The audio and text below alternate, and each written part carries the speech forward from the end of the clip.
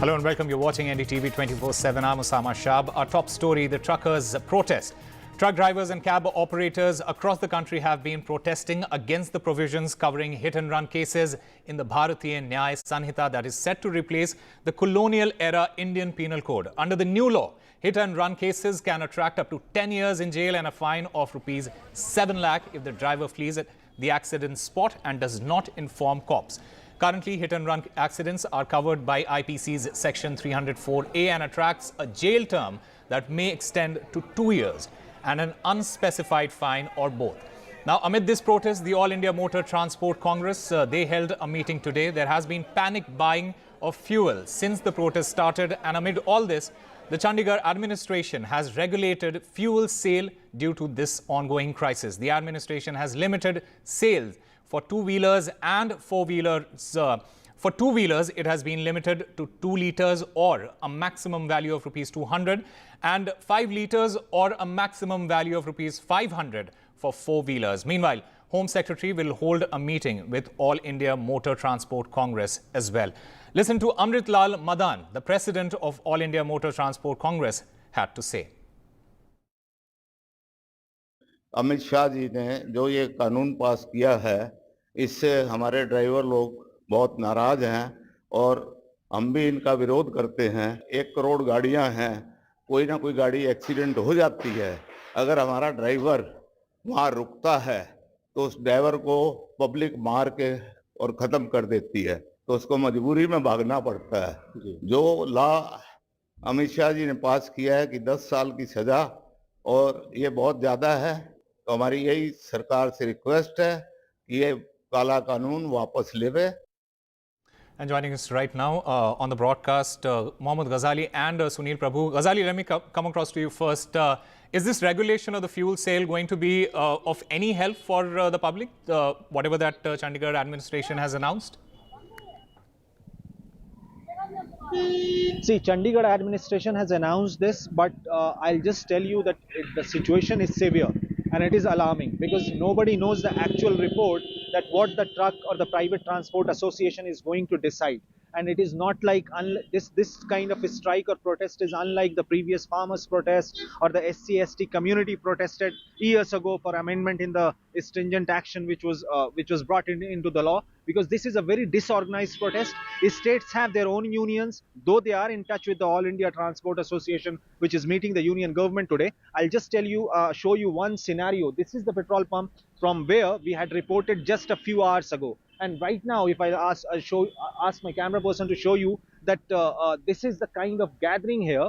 Now, this petrol pump here in Panchkula has run out of the fuel. There is no fuel right now. Haryana police was stationed here. They were here to ensure that there is no such dispute or fight, because several such reports have also come in from Punjab, from Himachal Pradesh, from Haryana, and this is the kind of situation which is developing. This is not just harassment for the commuters, but if this strike continues even for a day, what will happen in Himachal?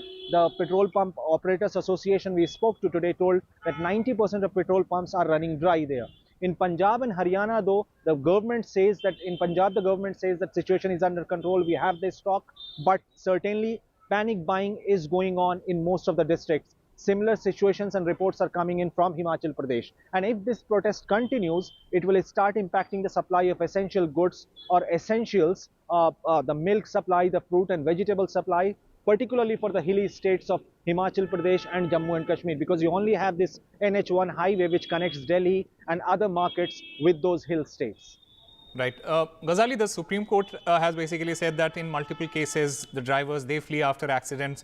Do you feel this new amendment, is it going to deter that, or what do you feel? And apart from that, the situation that you have been describing, it does look dire indeed. Oh yes, if we should talk about the law, what most of the operators association have expressed it, that perhaps this law was brought in without consulting them. The government, on the other hand, says that this law will certainly develop fear or instill fear, and will check the rash driving or check the road accidents which are happening every year, and the numbers have been rising only. But the problem is that this doesn't specify it. The protest was started by the private operators, now in multiple cities, the cab drivers are also joining them. So I'll tell you what is happening in Himachal. All those tourists which we reported over the last weekend that lakhs of them have arrived there. This is the time when they want to get back to their native states, and there is no fuel. The cab drivers have also joined the protest. So it's a kind of a chaotic situation in the northern part of the country. Right. Mohammad Ghazali, thank you very much for all those details. We'll keep track of what is going on in this protest. Moving on to our other story, which is a breaking news coming in at this point of time. Jharkhand Chief Minister, he has written to ED, and Soren has written to ED over summons that had been issued. The Jharkhand Chief Minister says that these summons are illegal and are motivated. Now, earlier, Soren had skipped 6 consecutive summons. And to give us more details, we are joined by Arvind Gunasekar. Arvind, what are the more details that are coming in?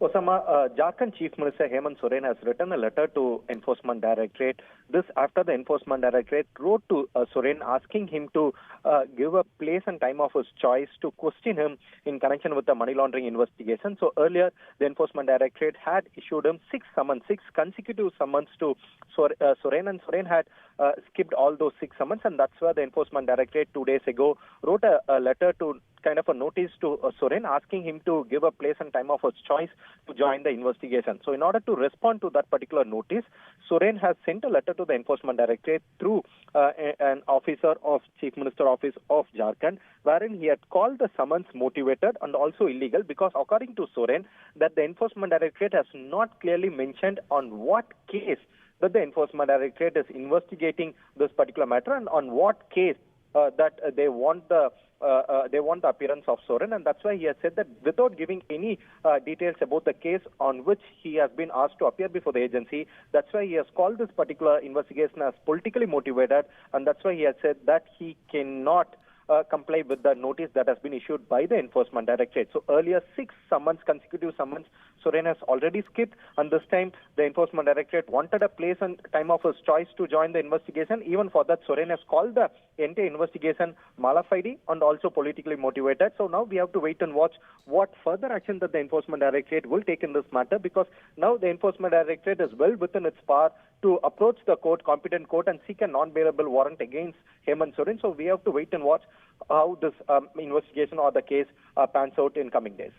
Arvind, how do you think it is going to pan out politically, considering that this is the election year and the opposition bloc, the India bloc, they are going to pick this up and say that this is definitely motivated and it is basically being asked to make sure that there is a dent in the India bloc? Yeah, Osama, in fact, that seems to be the line of the united opposition India that is taking forward.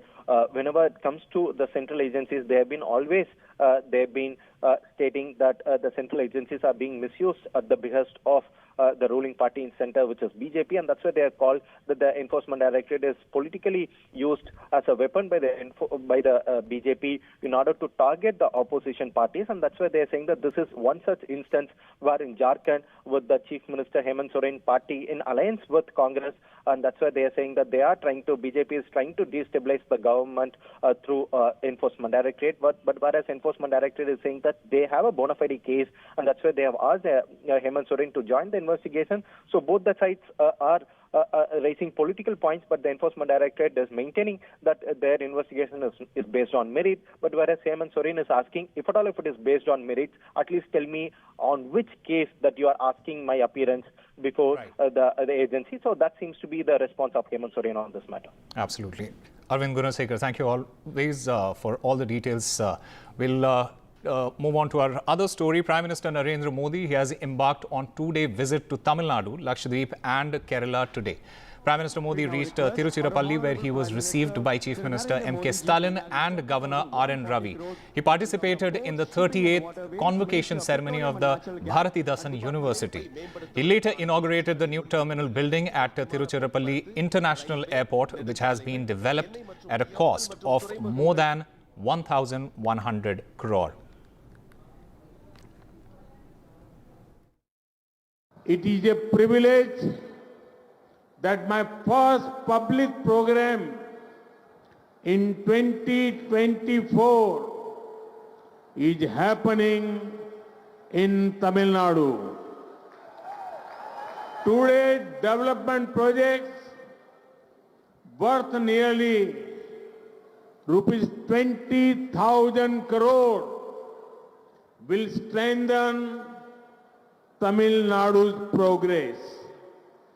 I congratulate you for these projects spanning roadways, railways, ports, airports, energy and petroleum pipeline.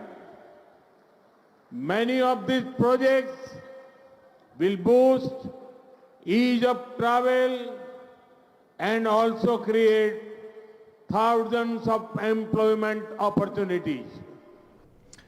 Meanwhile, Tamil Nadu Chief Minister M.K. Stalin today nudged Prime Minister Narendra Modi to declare the recent floods in various parts of the state as a calamity of severe nature and a lot required amount of funds for carrying out relief and rehabilitation.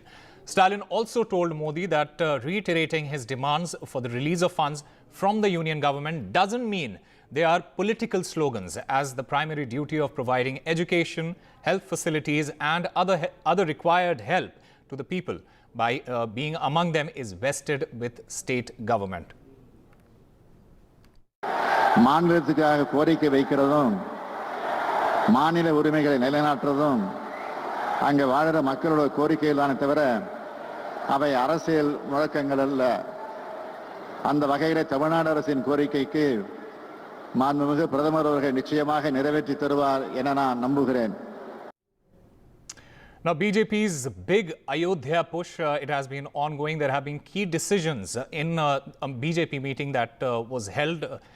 BJP workers are going to be organizing celebrations across the country on January 22nd, which is the day of the consecration of the Ram temple. Akhilesh Sharma joins us with more details. He'll be joining us in just a short while from now. Like I mentioned, this is BJP's big Ayodhya push. There have been key decisions taken at these meetings. A lot of trains that are supposed to run from 430 cities across the country. People are being taken to Ayodhya. It is said that they are being taken to Ayodhya not just to carry the flags. And on the 22nd of January, which is the date of the consecration of the Ram temple, the BJP will be organizing celebrations across the country. And between January 25th to March 24 in 2024, the Bharatiya Janata Party will then is supposed to take people from each booth to Ayodhya in order to get that crowd. Like I mentioned, 35 trains will be running daily, and these trains will be running from 430 cities across India. BJP has been going big with the Ram temple, especially in this in the coming month and in this month. And this is BJP's big Ayodhya push. Like I mentioned, there are key decisions that have been taken in a BJP meeting, including getting people to bringing them to Ayodhya and saying that they are not just there to carry flags. Joining me right now is Akhilesh Sharma. Akhilesh, what are the other details emerging from this meeting? Well, the idea behind this whole exercise is that the momentum which has started now till January 22nd should not lost before the Lok Sabha election. That is why the BJP has made elaborate arrangements and planning as far as the Ram temple is concerned. And on January 22nd, when the Prime Minister Narendra Modi will be there at the Sanctum Sanctorum of the Ram temple, BJP President JP Nadda has urged all the party workers across the booths that elaborate arrangements should be made for the live telecast that to be shown to the people in those respective booths. And after January 22nd, from January 25th till March 25th, for 2 months, the exercise is that to bring people from the booths to Ayodhya every day.